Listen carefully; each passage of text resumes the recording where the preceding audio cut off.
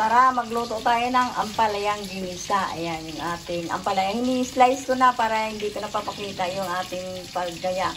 Ito yung ating sibuyas, bawang, at saka yung syempre maraming kamatis nilalagay ni Mapa Cooking para sumarap. Tapos ito yung ating egg. Oh, lagyan natin ng Magic Sarap. Ayan, ayan lang. At saka oil. Magigisa na tayo. Magigisa na tayo. Lagyan na natin ng oil. Konting oil lang. Tapos lagay na natin yung ating bawang.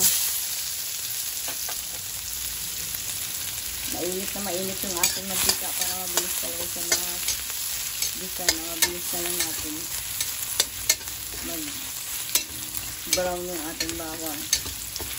Pwede na natin lagay yung ating sibuyas.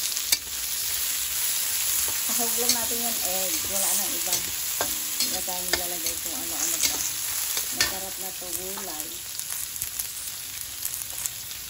Nalagay na natin yung ating kamatis. Maraming kamatis para masarap.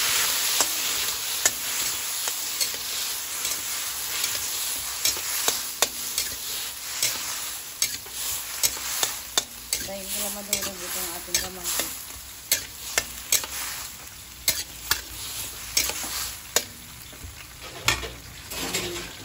Yung ating ampalaya, 2 kilo, lagay na natin yung ating ampalaya.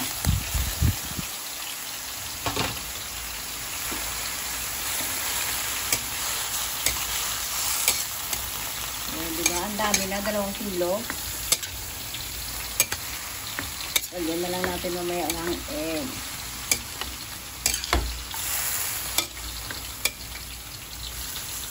Ibla na lang natin mamaya yung itlog. Pagkis lagyan natin ng Magic Sarap. Ayan. Masarap talaga. Okay na yan.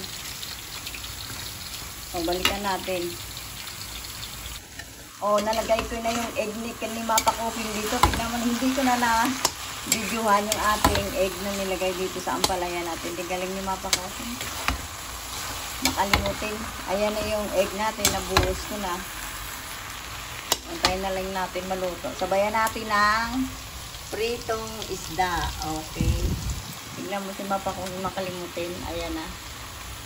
Antayin na lang natin maluto yung ating ampalaya. Lapit ka pati pa ako sinunghang. Hindi ko kasama ako eh.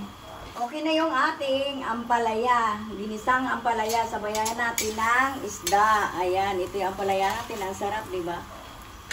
Ulam na, gulay pa. O, diba? Ang sarap ng ating ampalaya ni Mapa Cooking. Thank you for subscribe.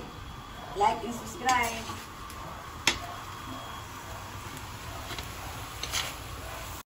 Like and subscribe. Thank you for watching.